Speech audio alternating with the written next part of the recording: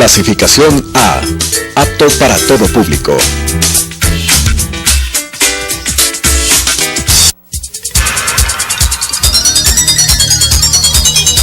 Las opiniones vertidas en este espacio por la producción y dirección del programa son de exclusiva responsabilidad de sus autores y de quienes intervienen en ellos.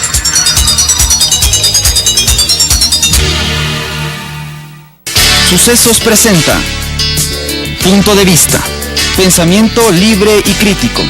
Día a día buscaremos diferentes visiones para la comprensión de la realidad del tercer milenio. Punto de Vista, un espacio que une noticia, análisis y opinión. Bienvenidos.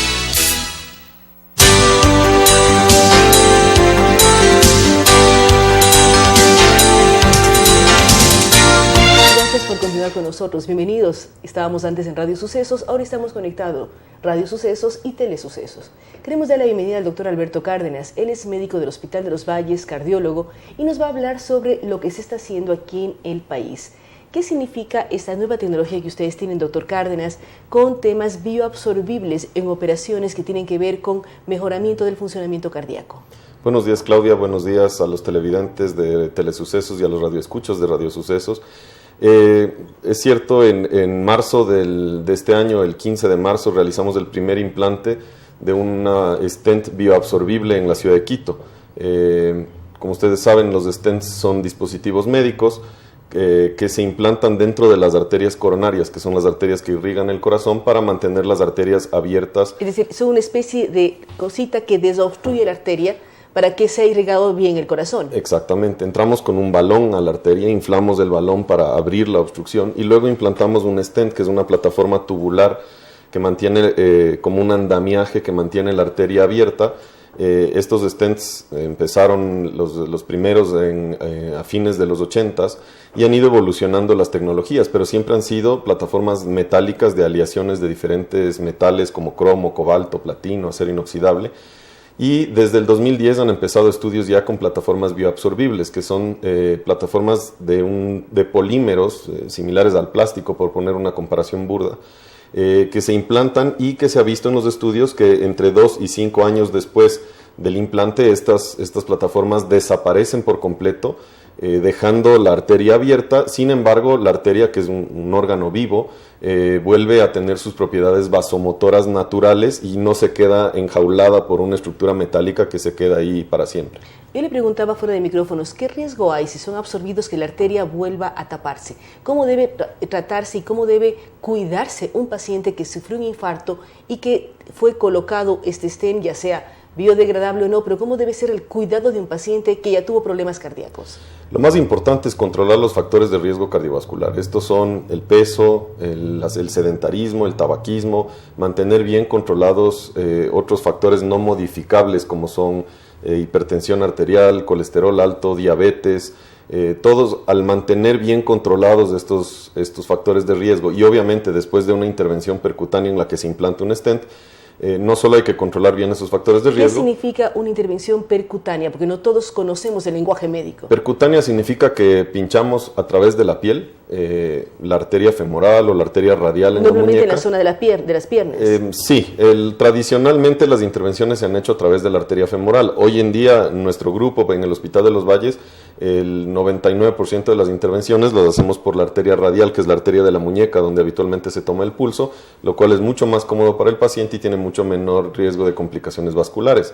Después de una intervención de estas en las que se implante un stent, sea porque... Es decir, ustedes ingresan a la arteria por la muñeca. Correcto. Y desde allí con un sistema de un balón llegan hasta el corazón. Correcto. Se pone ¿Qué largo tiene esta especie de sonda? No sé cómo se denomina. Los catéteres que se utilizan llegan al corazón, miden entre 1,30 m, 1,60 m, dependiendo del tipo de catéter, y con un sistema de guías que son una especie de alambres muy finitos, se llega hasta el corazón y a través de esta guía, que es un sistema como de una riel, se avanzan balones y stents para abrir las arterias cuando se encuentran cerradas. Después de una intervención así, el paciente deberá tomar antiagregantes plaquetarios, que son medicamentos que evitan que se formen coágulos, como aspirina, clopidogrel, Y obviamente después de una intervención así hay que mantener muy controlados los factores de riesgo cardiovascular, como le decía.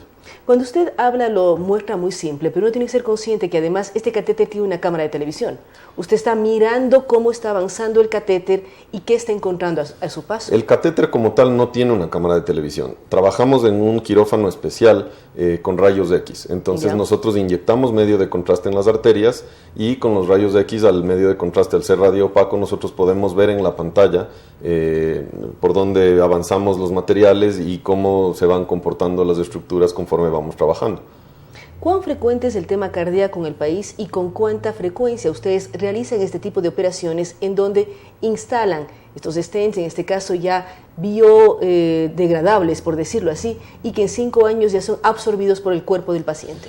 La enfermedad cardiovascular es la primera causa de muerte global en todos los grupos de edad en el mundo y en el Ecuador. Entonces es una enfermedad muy importante. ¿Desde qué edad se presenta? Porque uno piensa que esto da ya a edad más avanzada, pero no es real. La aterosclerosis, que es la enfermedad en las arterias, que no solo ocurre en las arterias del corazón, sino también en las arterias del cerebro, en las arterias de las piernas, en todas las arterias, empieza desde el momento en el que nacemos. Existe gente que tiene una mayor predisposición genética y que a lo largo de la vida, con los hábitos alimenticios, de ejercicio, etcétera, puede ser un proceso más acelerado, pero bueno, empieza a dar manifestaciones. Hoy por hoy ya se ve en edades más tempranas, a partir de los 40, 45, 50 años. Si realizamos una buena medicina preventiva y mantenemos controlados los factores de riesgo cardiovascular, obviamente frenamos la progresión natural de esta enfermedad y le podemos evitar al paciente eventos cardiovasculares mayores como son infartos al corazón, infartos cerebrales o enfermedad arterial en las piernas.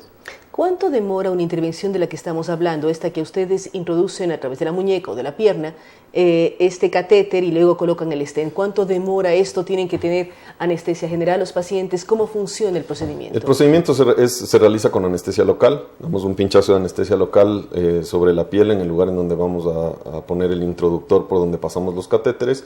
El estudio habitualmente comprende de 2 fases, una fase diagnóstica en la que primero vemos cómo están las arterias del corazón, inyectando medio de contraste.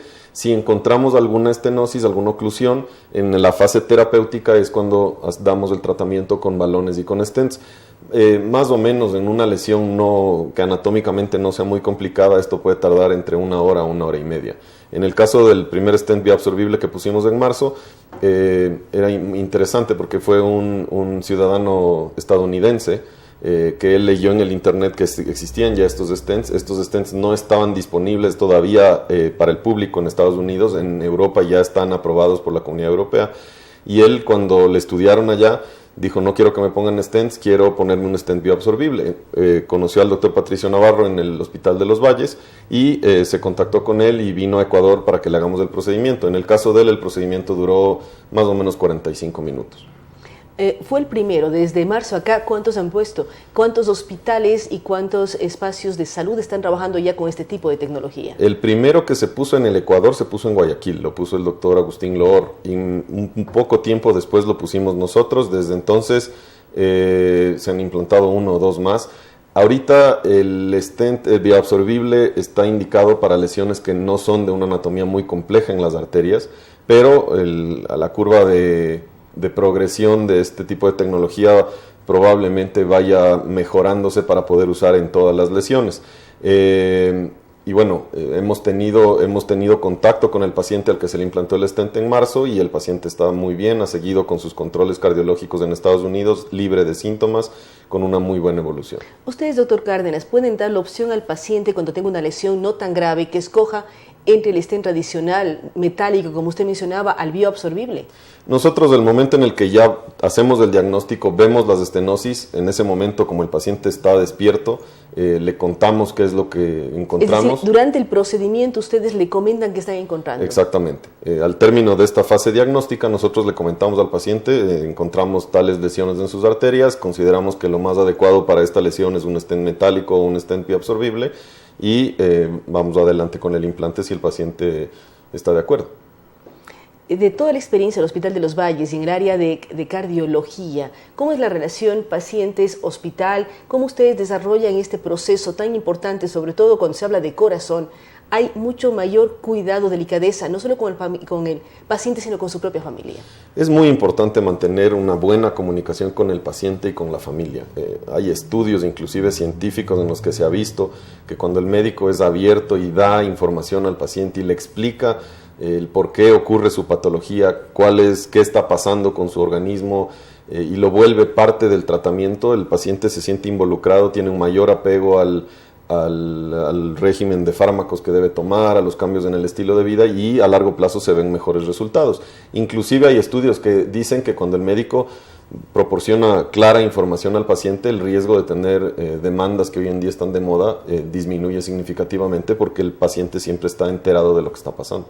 Y sabe lo que le puede ocurrir o lo que no le puede ocurrir si no se somete a un procedimiento del tipo que hemos estado hablando. Así es, en medicina siempre hablamos del tema de riesgo-beneficio. Si el riesgo de hacer un procedimiento es menor al potencial beneficio de tener un infarto o un evento cardiovascular mayor, obviamente asumimos el riesgo que habitualmente en intervención percutánea hablamos de riesgos menores al 1% de tener complicaciones. Y se asume ese riesgo porque el beneficio es mucho más alto de que el paciente puede inclusive llegar a fallecer por un infarto, ¿no? Queremos agradecer a amigos de Radio Sucesos y Telesucesos al doctor Alberto Cárdenas. Con él hemos hablado sobre lo que está haciendo el Hospital de los Valles aquí en la ciudad, y además sobre la importancia de la medicina privada. Ellos están trabajando con stents bioabsorbibles que ayudan a los pacientes que tienen problemas cardíacos de una manera más eficiente. Nos menciona, estos stents son reabsorbidos por las arterias en un lapso de 3 a 5 años, lo que garantiza que vuelvan a funcionar muy bien. Así es que vamos a estar pendientes de todos los adelantos médicos que están presentes ya en nuestro país. Nuevamente gracias al doctor Alberto Cárdenas. Vamos a una pausa, luego de la cual estaremos dialogando con el doctor Simón Zavala, escritor y abogado sobre temas de cultura. Hacemos una pausa y continuamos con Punto de Vista.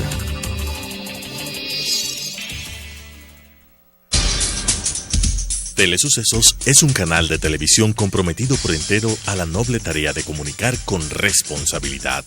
Somos un medio de comunicación que educa, informa y entretiene con una probada ética profesional. Canal 29 se identifica plenamente con la nueva televisión de vanguardia. Somos Telesucesos, porque Quito TV.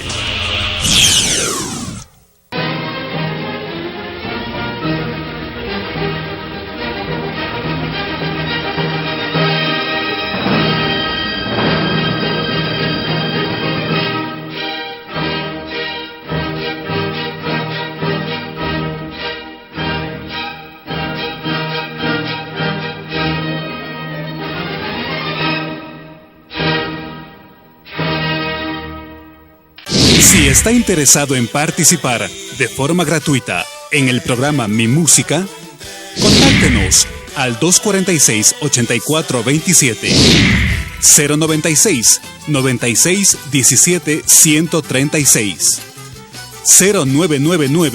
0999-440-113, o escríbanos al correo electrónico elizabeth-consuegra@yahoo.com.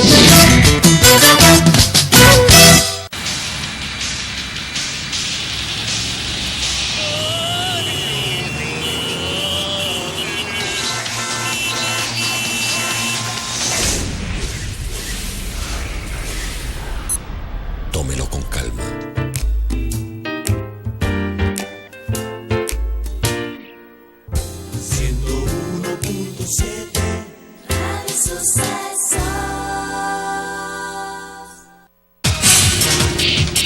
Telesucesos es el primer noticiero de texto en la televisión ecuatoriana.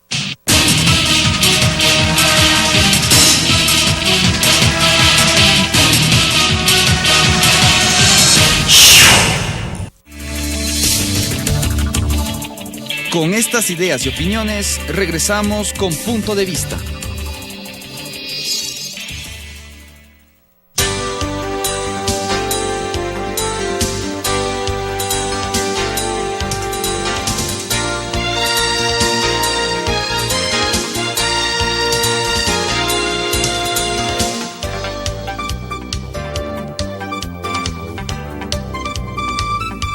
Gracias por continuar con nosotros. En este momento damos la bienvenida al doctor Simón Zavala Guzmán.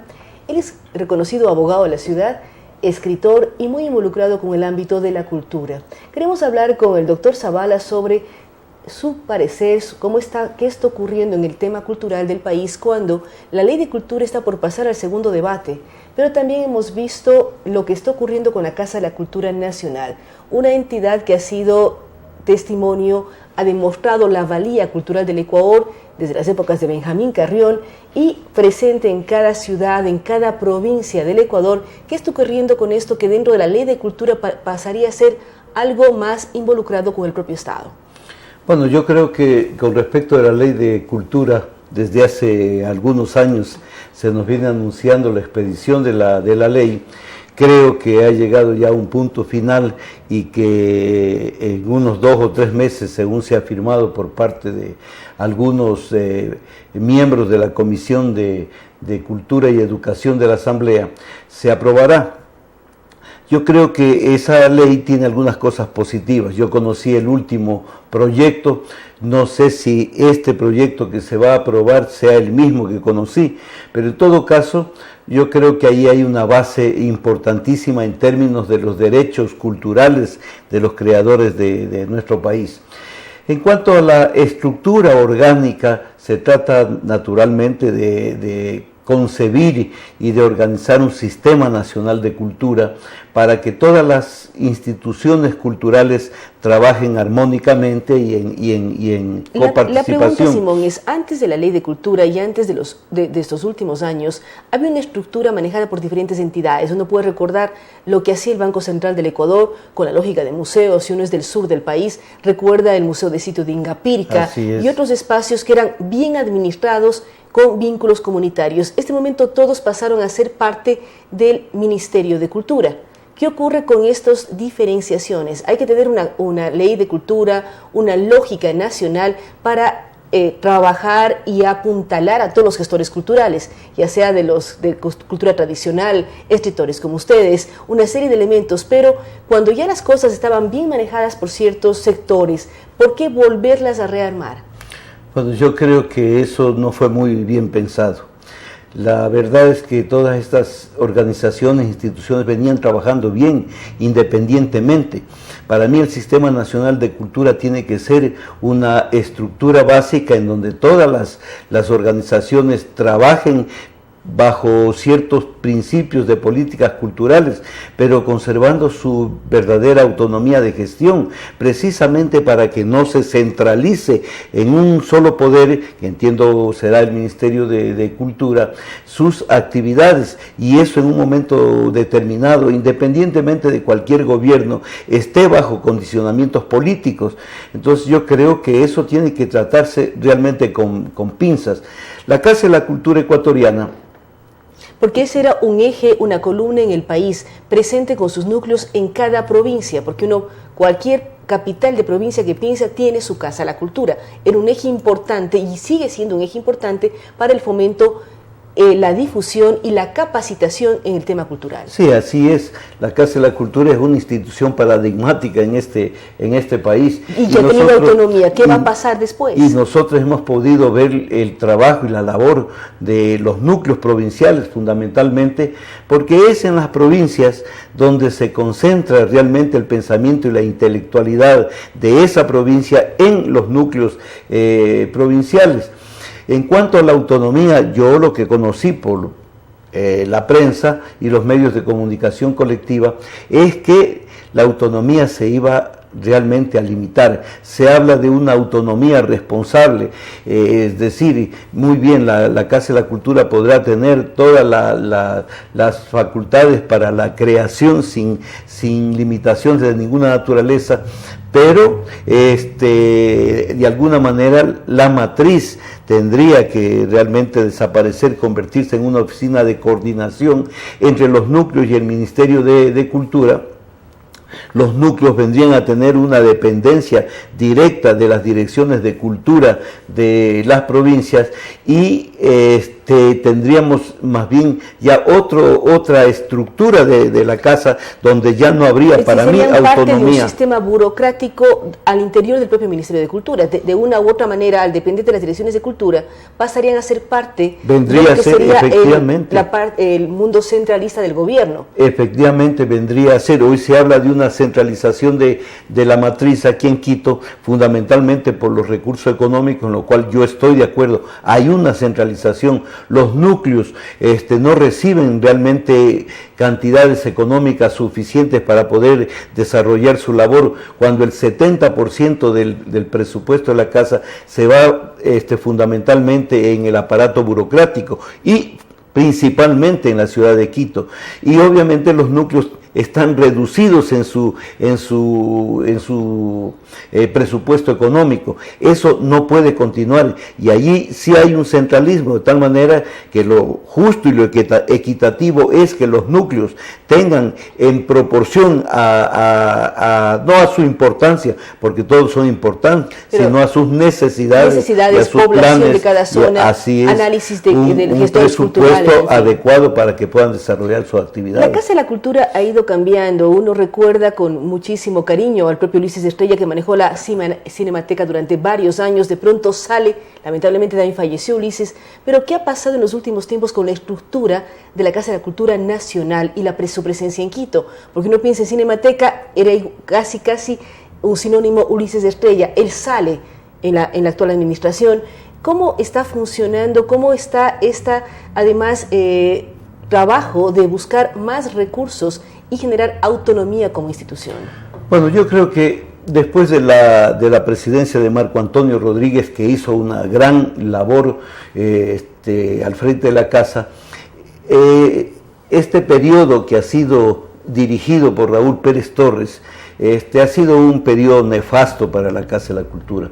Nefasto porque no ha habido un plan de desarrollo cultural, no ha existido alguna determinación para buscar la posibilidad de que la casa no siga repitiendo las mismas actividades que realiza permanentemente, la concesión de una sala para la presentación de un libro o para una exposición, o la publicación de los libros, en donde la mayoría de los autores tienen que pagar el costo de la publicación, etcétera. Es decir, son cuestiones repetitivas. ¿Por qué? Porque no hay ideas en la casa y en quienes la dirigen. Ahora, el gobierno no le ha dado un solo centavo, esa es la queja del señor Raúl Pérez Torres. Habrá que preguntarse por qué razón el gobierno no le ha entregado los recursos económicos. Si lo que señala Simón, si es un espacio cultural en donde se alquilan, ya sea el Teatro Nacional, la de Metroalquilera Malta, todos, muchas veces hay un alquiler que se paga a la casa, de pronto se puede trabajar en autogestión. ¿Qué se ha hecho con ello? ¿Cómo se ha invertido? Yo creo que no se ha hecho absolutamente nada. Y esta es una queja, no solamente mía, sino de los creadores que vivimos aquí en Quito y en general de los creadores del país. El problema está en que los pocos recursos económicos que vienen del Estado y vienen también un poco de esta autogestión, si es que así se quisiera llamar, a algo que es simplemente una cuestión mercantil, alquilar una sala, etcétera, han sido destinados primero para ingresar una gran cantidad de empleados. Han entrado más de 100 empleados en la Casa de la Cultura Ecuatoriana. ¿Con qué recursos se pagan a esos empleados? Luego de eso, como digo, no ha habido realmente una cabeza con ideas para que la Casa de la Cultura pueda hacer un proceso de autogestión para tener recursos propios. Porque si el Estado no le da, entonces no puede haber un presidente que esté lamentándose a cada momento de la falta de recursos, y sin embargo viaja permanentemente con recursos de la casa, con viáticos de la casa a diferentes países. Hay una pregunta, Simón, porque Raúl Pérez Torres ya fue presidente de la Casa de la Cultura antes que Marco Antonio Rodríguez, es decir, él es un segundo periodo en que se le reelige luego de 2 periodos consecutivos o 3 de Marco Antonio. ¿Cómo y por qué, si ya tuvo experiencia, no logra hacer algunos cambios en la casa? ¿Qué está ocurriendo con ello? ¿Y por cuánto tiempo más el señor Pérez Torres será presidente de la Casa de la Cultura? Cuando yo parto de un principio, él ya tuvo una elección y luego fue reelecto después de Marco Antonio Rodríguez, y ahora busca una nueva reelección. Jurídicamente eso no es posible. Sin embargo, se ha convocado a un proceso de elecciones, bajo un reglamento que está plagado de irregularidades y de ilegalidades. ¿Quién hace el reglamento? Ese reglamento lo propuso el señor Pérez a la Junta Plenaria, y esa Junta Plenaria lo aprobó. En ese reglamento hay disposiciones violatorias de la Constitución de la República, de las leyes nacionales, porque no es solamente la ley de cultura, sino la ley, por ejemplo, del servicio público obligatorio, porque los funcionarios que están en la casa, perdón. Es decir, él podía reelegirse una vez más. Y nada más. Así es. El caso de Marco Antonio Rodríguez, él fue electo y luego se reeligió y no podía ser reelegido, pero acá en esta ocasión se hace un reglamento que posibilite efectivamente esta reelección, y con la connivencia de un Comité Nacional Electoral que está presidido por la señora Argentina Chiriboga e integrado por los maestros Edgar Palacio y Luciano Carrera, que con todo el respeto que ellos me merecen, se han prestado para, en una connivencia con el señor Pérez, realmente posibilitar esta situación. Y con una cosa sumamente grave, aparte de que no cumplen los requisitos que están establecidos en la ley, porque un reglamento simple de elecciones no puede reformar un reglamento general de la ley que está vigente.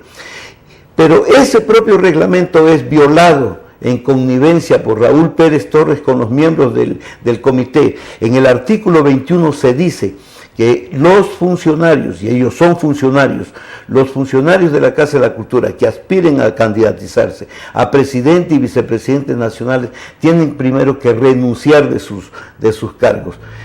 Y el comité tenía que exigirles la presentación de las renuncias, una certificación de que han renunciado y de que sus renuncias han sido aceptadas. Sin embargo, el comité, en esta connivencia con Raúl Pérez Torres, omitió ese requisito y le dio paso y aprobó la inscripción de él y de Cisneros. Y no hay otros candidatos tampoco. Hay dos candidatos que se presentaron y que, según lo que dicen algunas personas que están involucradas muy de cerca en la Casa de la Cultura, fueron dos candidatos que se presentaron con el objetivo de que no solamente haya las candidaturas de Pérez y Cisneros, y de esta manera se legitime un proceso de elecciones irregulares. Usted está denunciando algo muy fuerte que demuestra las irregularidades. Dice, se aprobó un reglamento ilegal que incluso tiene temas que van en contra de la propia Constitución de la República. Se está generando una aceptación de candidaturas sin renuncia previa, y todo aquello, ¿a quién van a reclamar los gestores de cultura del país? ¿A quién pueden reclamar? ¿A quién pueden exigir que se analice lo que está pasando? Bueno, yo y varios creadores hemos impugnado todas estas irregularidades, pero la respuesta del comité es simplemente salirse por la tangente con otros argumentos y nunca contestar las impugnaciones que nosotros hemos hecho en forma específica. Por supuesto que yo he denunciado esto públicamente, lo he denunciado a diferentes organismos y voy a continuar, porque de aquí iré a la Contraloría General del Estado. Pero usted también hace algún tiempo, meses atrás, denunció la falta de título del propio presidente de la Casa de la Cultura. ¿Qué pasó con estas denuncias? Bueno, lo que sucedió es que el señor Pérez desvió la atención señalando que él efectivamente no tenía ningún título, pero que el mejor título que tenía es que los pueblos de algunos países lo han condecorado y que entregaba las condecoraciones a sus nietos para que jueguen a la pelota. Realmente es hasta una burla para el país, porque independientemente de que tenga o no tenga título, yo creo que quien dirige una institución de cultura debe reunir otras condiciones. Sin embargo, la ley de servicio público está estableciendo que para ese nivel de cargos tiene que haber por lo menos un título de tercer nivel. Y ni Pérez lo tiene, no sé Cisneros si lo tenga, pero aún en el caso de que Cisneros lo tuviera, el vicio de no tener el título por parte de Pérez nulita completamente la actuación de Cisneros. Y en el presente caso, ¿qué es lo que dice el reglamento? El reglamento cambió lo que dice el reglamento general de la ley, que solamente puede ser modificado por el presidente de la República, independientemente de quién esté en la presidencia de la República. Un simple reglamento de elecciones no puede modificar y reformar el reglamento general de la ley. Y ellos modifican el artículo que se refería a los requisitos que tiene que cumplir el candidato a la presidencia y a la vicepresidencia, es decir, ser ecuatoriano, tener 45 años de edad. Cisneros no tiene 45 años, creo que tiene 43 años, Pérez sí, porque ya creo que tiene 75 años. Tener una obra reconocida y divulgada nacional e internacionalmente. Cisneros tiene 2 o 3 libros publicados, pero esa obra no es reconocida ni divulgada nacionalmente. Y en el caso de Pérez, si bien es cierto, es divulgada nacionalmente, no tiene una divulgación internacional. Por eso cambiaron este reglamento, esa disposición legal, y pusieron en el reglamento de elecciones que se necesita ser ecuatoriano, estar en los derechos de ciudadanía, y punto. De tal manera que de esa forma le viabilizan la posibilidad de Cisneros y de Pérez para no tener obstáculos de ninguna naturaleza.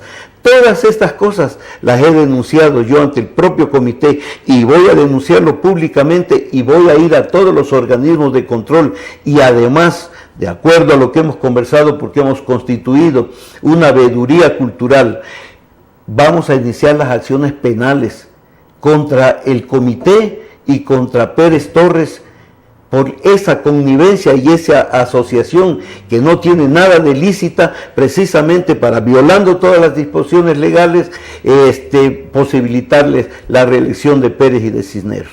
Son temas que hay que analizar. Esperamos mirar qué ocurre con las denuncias que está haciendo el doctor Simón Zavala. Él es muy claro al hablar de la situación de la Casa de la Cultura ecuatoriana. Primero, al señalar la ley de cultura, él dice que la Casa de la Cultura debe tener autonomía en el tema financiero, en el manejo. Sí, Simón.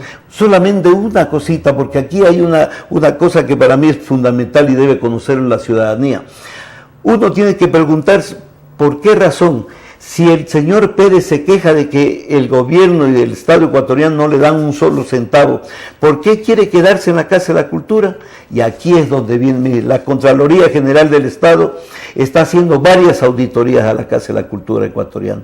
El objetivo de Pérez de quedarse es para tratar de ver cómo desde la Casa podría de alguna manera tener una cercanía para ver cómo se puede controlar esos informes de la auditoría de la Contraloría. Yo tengo la sensación de que efectivamente la Contraloría actuará a través de sus auditores correctamente, pero si eso no ocurre, también denunciaré a esos auditores de la Contraloría, porque no puede ser posible que se trate de tapar una serie de cosas y especialmente el manejo económico, donde yo ya tengo una información y próximamente señalaré algunas de las cosas que han ocurrido en el aspecto económico de la Casa de la Cultura ecuatoriana. Es decir, Simón Zavala hace una crítica no solamente a la parte de gestión como tal, sino al manejo económico, temas difíciles y duros que deben ser analizados al interior de la propia Casa, pero también por el Ministerio de la Cultura y todas las organizaciones, para apuntalar una institución que ha sido fundamental para el desarrollo cultural del Ecuador. Nuevamente, gracias a Simón Zavala Guzmán, su presencia en estos micrófonos. Vamos a seguir analizando en próximas entrevistas lo que ocurre con cultura en el país, un tema que nos involucra a todos los ecuatorianos y debemos buscar cada vez más espacios, más soporte, más ayuda a los gestores, escritores, autores y creadores de cultura. Vamos a una pausa, luego de la cual estaremos dialogando con el doctor Julio Echeverría, quien es el director del Instituto de la Ciudad. Hacemos una pausa y continuamos con Punto de Vista.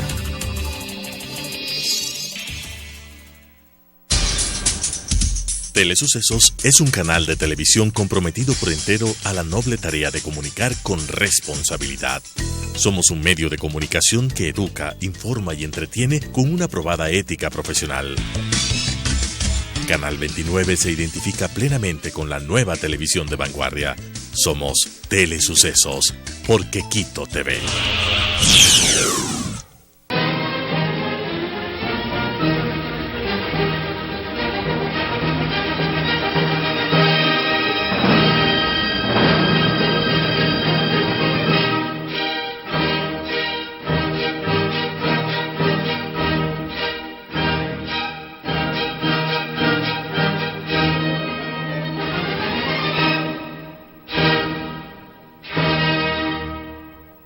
Si está interesado en participar de forma gratuita en el programa Mi Música, contáctenos al 246-8427, 096 96 17 136, 0999 440 113 o escríbanos al correo electrónico elizabeth-consuegra@yahoo.com.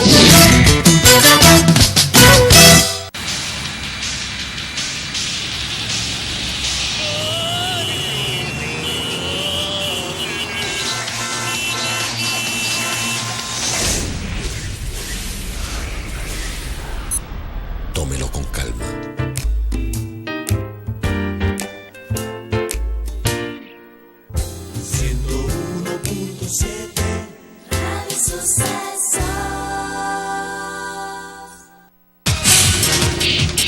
Telesucesos es el primer noticiero de texto en la televisión ecuatoriana.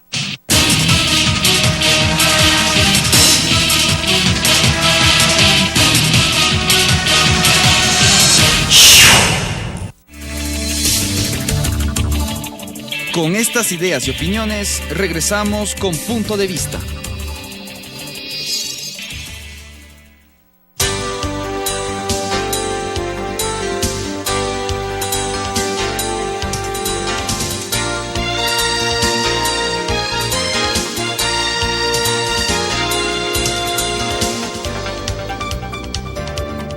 Gracias por continuar con nosotros. Estamos aquí dialogando con Julio Echeverría, quien es el director del Instituto de la Ciudad. Julio, nos acaba de llegar esta revista, Cuestiones Urbanas. ¿Cómo entender, decíamos fuera de micrófonos, esta ciudad del siglo XXI? Una ciudad que tiene historia, que tiene una serie de elementos, que no solamente es la parte urbanística en sí mismo, sino quienes vivimos en las ciudades. Gracias, Claudia, por la invitación. En efecto, en algunos de los artículos de la revista, a la cual tú haces de referencia, topamos el tema de la ciudad, ¿no? Y la miramos, yo diría, dentro de una comprensión de un proceso largo evolutivo. La ciudad que vivimos ahora tiene historia, y esa historia está presente, está vigente, pero la ciudad también se ha transformado. Y lo que es la ciudad de Quito ahora tiene muy poco que ver con lo que era la ciudad de Quito a mediados del siglo pasado, por decir algo. El gran desarrollo de Quito empieza por los años 70. Entonces, en la reflexión sobre la ciudad, desde el instituto nosotros hemos diseñado una comprensión por la cual planteamos que en Quito se superponen tres modelos de ciudad que históricamente se han venido configurando. El modelo concéntrico, que es el origen de la ciudad, es el centro, lo que ahora se conoce como centro histórico, y que hace referencia al fenómeno de configuración de la ciudad en sí mismo, esta aglomeración de individuos que viven y se dotan a sí mismos de capacidades de gobierno, se dotan a sí mismas de una propia identidad. Pero cuando se habla del centro histórico, Julio, ¿hasta qué punto la gente vive en el centro histórico actualmente? Porque muchas veces se ven espacios vacíos luego de las horas de oficina, o se ven espacios vacíos por determinadas circunstancias. ¿Cuánta vida y vida de familia tiene el centro histórico en el momento actual? Claro, el centro tuvo su momento, ¿sí? Y como decíamos, hay tres modelos de ciudad que se han venido superponiendo. Lo que conocemos como centro en realidad tuvo una vida plena en los términos en los cuales tú dices, donde las distintas funciones, tanto administrativas, funciones religiosas como funciones de disfrute y de trabajo y de vida familiar, se daban en ese espacio de la ciudad, más o menos hasta los años 60, 70 del siglo pasado, fíjate. Y es a partir de esos años que la ciudad se transforma, tiende a expandirse en términos longitudinales, que es lo que conocemos ahora y que lo denominamos como el hipercentro, esta gran expansión longitudinal de norte a sur, que significó en alguna medida el despoblamiento del centro, ¿sí? y la reclusión del centro a ser el lugar de acogida de migrantes que vienen del campo y que se instalan allí. Nosotros hemos hecho un estudio muy importante sobre el mercado San Roque, por ejemplo, que es un polo de agregación para las migraciones que vienen del campo. Y es gente que vive ahí fundamentalmente, pero gente que vive ahí, exactamente. Igual el mercado de las artesanías o de los muebles también ligado a San Roque, o el otro que está cerca ya de lo que significaría el Amarín. Exactamente, entonces ese cambió la figura de la ciudad en los años 70. Y en la actualidad, esto es a partir del 2000 más o menos, tenemos otra imagen de ciudad, que es una ciudad dispersa que tiende a crecer hacia los valles, fundamentalmente, donde tenemos nuevos centros de agregación urbana y que un poco se expresan también a partir de la importancia que empieza a tener el aeropuerto de Quito, que está allá en Tababela. Entonces tenemos otra ciudad. ¿Y qué va a pasar, en resultado tenemos una superposición de tres tipos de modelos. ¿Y qué va a pasar con las nuevas plataformas administrativas que el gobierno nacional continúa construyendo? Digo, continúa construyendo pese a la crisis, porque cuando uno en un fin de semana hace el ciclo paseo, ve lo que ocurre a lo largo de la avenida Amazonas con la plataforma financiero-judicial, trabajan 24 horas al día.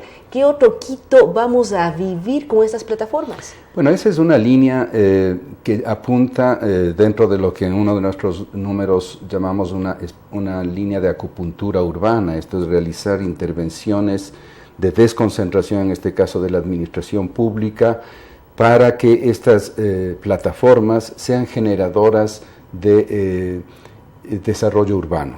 Esto es que sean momentos en los cuales el desarrollo de la ciudad empieza a cobrar nueva vida, y por lo general están pensadas en zonas que han tenido un desarrollo limitado, deficitario, etcétera, como es el sur, como es el norte de Quito. Entonces hay una idea allí de desconcentración de la administración que actualmente funciona fundamentalmente en el centro. Esa es una línea polémica, se la ha discutido, de hecho va a inducir transformaciones en Quito, pero Quito se está modificando. La misma política de movilidad que está impulsando el municipio con el metro va a transformar sustancialmente a la ciudad. Los corredores viales, el sistema de movilidad en general va a transformar a la ciudad bajo este principio de que la ciudad ya no es solamente el centro, tampoco es solamente la parte longitudinal, sino que ahora es una meseta y un amplio despliegue de nuevas centralidades, especialmente en los valles. Yo creo que el quiteño y en general el planificador también todavía no han cambiado este concepto de que Quito se ha transformado, de que la ciudad ahora es mucho más amplia y compleja de lo que estamos acostumbrados a mirarla, o como centro histórico o como hipercentro, como ciudad longitudinal. Quito ahora es y se autoconcibe a sí misma como un distrito metropolitano, por lo tanto su territorio es mucho más amplio. Tenemos parroquias rurales que son extremadamente importantes. La ciudad tiene que ser vista como un eje fundamental de un territorio mucho más amplio. En definitiva, todo el distrito metropolitano es Quito ahora. Por lo tanto, es una realidad urbana, es una realidad rural, está asentada sobre un territorio mega diverso. Tenemos una multiplicidad de pisos ecológicos dentro de la ciudad, ¿no? Desde lo que es el valle, desde 200 metros hasta 4.200, 4.600 metros. Entonces tenemos una ciudad mega diversa, y creo que Quito se prepara para el Hábitat 3 para presentarse justamente con su especificidad, como un territorio extremadamente diverso en términos ambientales, en términos sociales, en términos culturales. Esto que va a vivir Quito, va a vivir el país en el mes de octubre, que es Hábitat 3, que es una cumbre que se realiza cada 20 años, es decir, no es algo que se repite, es algo importantísimo para Quito, para el Ecuador y para el mundo. ¿Cómo presentar a Quito? ¿Cómo prepararnos para, desde instalaciones y también como imagen de ciudad? Julio dice, este momento hablamos de una superposición de 3 Quitos, pero posiblemente se den nuevos espacios, y cómo quienes vivimos en Quito, quiteños o chagras, cómo adaptarnos a estos cambios y cómo ser parte activa de una evolución como ciudad. Bueno, Hábitat 3 es en realidad un desafío, no solamente por el evento en sí, que dura una semana, sino porque exige una declaración sustantiva de las ciudades en general para enfrentar fenómenos muy complejos y Hábitat no es como países, el cambio es climático. Ciudades. Es fundamentalmente ciudades, si bien quien acoge y quien organiza son las Naciones Unidas, que es un organismo intergubernamental, interestatal. Pero lo que decíamos, Quito debe presentar para Hábitat 3 un modelo de ciudad, una propuesta de ciudad sostenible. Y creo que todo lo que se está haciendo actualmente en la gestión administrativa de la ciudad apunta en esa dirección. Toda la política de movilidad, por ejemplo, supone ya una transición tecnológica, energética en el uso de los combustibles. Esto es en la reducción del uso de combustibles fósiles, lo cual apunta en la dirección adecuada. El uso de metrocables, por ejemplo, es una señal de que Quito se está conectando con las tendencias más avanzadas en tecnología para reducir las emisiones de gases invernaderos y por lo tanto contribuir de esa manera a la sostenibilidad. Que cuida el ambiente, que cuida además a sus ciudadanos. ¿Para cuánto tiempo tenemos que esperar para empezar a ver resultados al respecto? Ahora, la sostenibilidad es un proceso. No podemos decir desde ahora en adelante Quito empieza a ser. En cada diseño de políticas es importante ubicar el concepto de sostenibilidad como fundamental. La sostenibilidad no es solamente ambiental, es económica, es social. Entonces es muy importante que Quito también presente la imagen de una ciudad que tiene una economía que crece y que es una economía que le da sostenibilidad al desarrollo de las futuras generaciones. El concepto de sostenibilidad está vinculado también con el precautelar las condiciones en el presente para que las futuras generaciones puedan desarrollarse de la manera más adecuada. Entonces, es muy importante que la ciudad se piense a sí misma como un motor de crecimiento económico, pero de un crecimiento económico que apunta a la sostenibilidad. Es importante entonces una transición tecnológica en los procesos productivos que generen empleo, pero un empleo que sea de calidad, que pueda ocupar allí a todo el capital humano que se está formando en las distintas universidades. Quito es una ciudad de universidades. Quito es una ciudad inteligente desde esa perspectiva y esa inteligencia tiene que traducirse en un cambio tecnológico en la economía de la ciudad para que le vuelva también más resistente y resiliente, que es este nuevo concepto tan importante que se está importantísimo utilizando. Que se utilice en temas psicológicos, pero también en temas de ciudades y espacios urbanos. Ahora, Julio, precisamente hoy son 2 meses de lo que ocurrió en la zona del terremoto, por decirlo así, en Bahía, en Manta, en Pedernales, en Muisne, fundamentalmente en Esmeraldas y Manabí. ¿Cómo Quito, dentro de las proyecciones que tiene, debe prepararse para estar lista para enfrentar desastres, pero al mismo tiempo garantizar que las nuevas infraestructuras que se generen sean sismo resistentes? Porque esto fue una llamada de atención al país. Vivimos en una zona de gran problema sísmico, más volcanes, más otra serie de elementos. ¿Cómo prepararnos como ciudad para cuando ya tenemos una trayectoria compleja anterior de estos 3 Quitos que están sobrepuestos en la actualidad? Bueno, Quito seguramente es en el país la ciudad que más preparada está para enfrentar algún tipo de desastre ambiental. Lo hizo ya y en la eventualidad de la erupción del Cotopaxi, lo cual preparó un conjunto de equipos de bomberos, de defensa civil, etcétera, que están ya, diríamos, preparados para enfrentar ese tipo de catástrofes. Se demostró también en la amplísima solidaridad, en la eficiencia y la eficacia de la solidaridad. Y vimos la actuación del Cuerpo de Bomberos de Quito en la zona de desastres. Son los que exactamente, víctimas, lo cual nos indica que es una ciudad que está preparándose para ser resiliente y poder enfrentar cualquier tipo de crisis de esa naturaleza. Sin embargo, el fenómeno de los terremotos, de los sismos, etcétera, es extremadamente grave para la ciudad. La ciudad está ubicada en un contexto geológico que lo vuelve extremadamente vulnerable, y lo que se tiene que hacer es extremadamente grande en términos no solamente de prever y de remediar en el caso de que pueda producirse un fenómeno de estos. Esto es generar ahora las condiciones para que las edificaciones sean mucho más sólidas y puedan resistir un embate de la naturaleza de esas dimensiones, sino que la expansión de la ciudad tiene que ser dada ahora bajo criterios extremadamente rigurosos de construcción. Y en ese sentido se ha hecho poco, creo yo, en general en todas las ciudades del país. Es mucho lo que hay que hacer. Existe la normativa, pero por otro lado no existen los controles tan eficientes como deberíamos exigir. Existe la normativa, existen fenómenos como la autoconstrucción, en donde los actores de la construcción fundamentalmente son los llamados maestros mayores, son los albañiles, pero también están los ingenieros, están los arquitectos, como que son 4 grandes actores que están necesariamente involucrados en los procesos de construcción de vivienda y en general de construcción de infraestructura en las ciudades, y son aquellos los que tienen que tener claro el concepto de resiliencia y el concepto de riesgo, de planificación del riesgo en la construcción y en el desarrollo urbano. Y sobre eso hay mucho que hacer. Las universidades seguramente deben ser la punta de lanza, las facultades de arquitectura, de urbanismo, pero no solamente ellas, también otro entorno académico debe ser el actor fundamental para definir cuáles son las características que deben tener las normas que regulan el desarrollo urbano. No se trata solamente de generar normas, se trata de generar el concepto de sostenibilidad y de resiliencia en los actores que están directamente involucrados en el desarrollo urbano.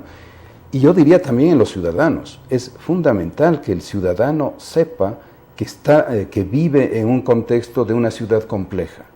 Sí, compleja porque puede enfrentar catástrofes naturales, compleja porque es una ciudad que crece, compleja porque hay una dificultad de movilidad, porque hay fenómenos como la contaminación, como el tráfico, que tienen que ser resueltos, como la seguridad o la inseguridad.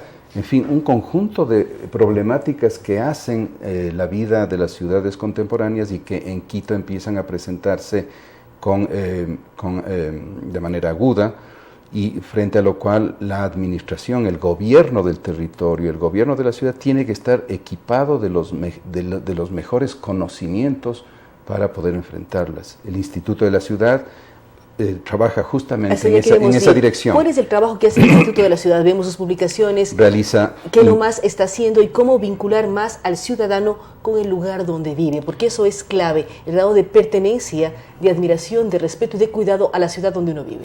El Instituto de la Ciudad es una instancia de investigación y de generación de conocimiento para mejorar la gestión pública de la ciudad. O sea, para sustentar de mejor manera las políticas que realiza la ciudad, y para que la ciudad pueda conocerse a sí misma. Nosotros trabajamos mucho con indicadores que permiten medir el estado de situación y la calidad de vida de la ciudad. Hemos diseñado un índice de calidad de vida donde existen 50 indicadores que nos permiten medir la diversidad de condiciones sociales y económicas que caracterizan a la ciudad. Este es un índice extremadamente importante porque permite calibrar el esfuerzo de la política municipal. Nos permite ubicar cuáles son las zonas de mayor importancia. Habría que tener un espacio mucho más largo para hablar de los puntos que están midiendo ustedes. Este es un sistema. ¿Y cuál es el nivel de vida en Quito y la satisfacción de quienes vivimos en la ciudad? Exactamente, que es una satisfacción de distintos grados, porque una cosa es la dotación de servicios, pero otra cosa también es la interiorización de derechos. ¿En qué medida realmente convivimos en la ciudad y respetamos los derechos nuestros y de los otros? Y aquí la cultura urbana no ha sido necesariamente una cultura de respeto a los derechos de los demás. Pero hay que trabajar mucho en eso. Hay mucho que hacer en construir ciudad, porque construir ciudad es saber convivir entre diferentes. Y ese es uno de los temas fundamentales. Ahora, el instituto también trabaja en la generación de indicadores que permitan medir la participación ciudadana. Consideramos que es muy importante la participación ciudadana en la construcción de las políticas públicas. Y es importante también que este encuentro entre administración pública y participación ciudadana se dé de la manera más creativa, de la manera más productiva, para encontrar soluciones conjuntas. Las soluciones que la ciudad requiere tienen mucho que ver con la capacidad del ciudadano de sentirse parte de la ciudad, de sentirse dueño del equipamiento urbano, de hacer respetar las normas que permiten la convivencia ciudadana. Y ese es un proceso de crecimiento, diríamos, del concepto mismo de ciudad en la percepción y en la vida de las personas. En los imaginarios de todos quienes vivimos en una ciudad. Queremos agradecer al doctor Julio Echeverría. Reiteramos que eres el director del Instituto de la Ciudad. Nos ha comentado cuál es su labor a través de publicaciones, de análisis, de estudios, de lo que está viviendo y siendo Quito. Un Quito que él dice, somos 3 Quitos superpuestos, el del centro histórico tradicional, el del hipercentro que después vinculó a norte-sur más centro histórico, y además el Quito ampliado, en donde están los valles, está también la zona del nuevo aeropuerto, ciudades que vivimos juntas y que además nos dan otros parámetros de vida. También él menciona el trabajo que ellos hacen con índices de diferente tipo para medir la satisfacción que tiene un ciudadano de vivir en Quito, pero además resaltar qué derechos tenemos y qué posibilidades tenemos de querer más el lugar donde vivimos. Nuevamente, gracias a Julio Echeverría por su presencia en estos micrófonos. Queremos, antes de terminar el programa, agradecer a nuestros auspiciantes, a Chevy Plan, que nos habla del Día del Padre y posibilidades de tener carro, al grupo de la Universidad Internacional del Ecuador, que nos habla de experiencias diferentes cuando uno vive la vida universitaria, a EMAPS, que siempre nos trae consejos para cuidar el agua, Cooperativa Policía Nacional y el ahorro, a todo lo que tiene que ver con Life Miles y el ahorro de millas, y también a Mazda, otra forma de tener vehículos para transitar en nuestro querido país. Nuevamente, gracias a ustedes por acompañarnos el día de hoy. Estaremos mañana a partir de las 7 horas en Radio Sucesos y 7:30 entre Radio Sucesos y Telesucesos.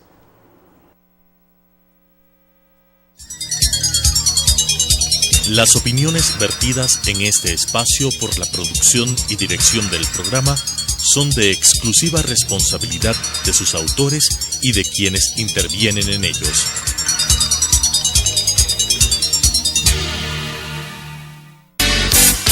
Sucesos presentó Punto de Vista, pensamiento libre y crítico. Día a día buscaremos diferentes visiones para la comprensión de la realidad del tercer milenio. Punto de Vista, un espacio que une noticia, análisis y opinión. Hasta la próxima.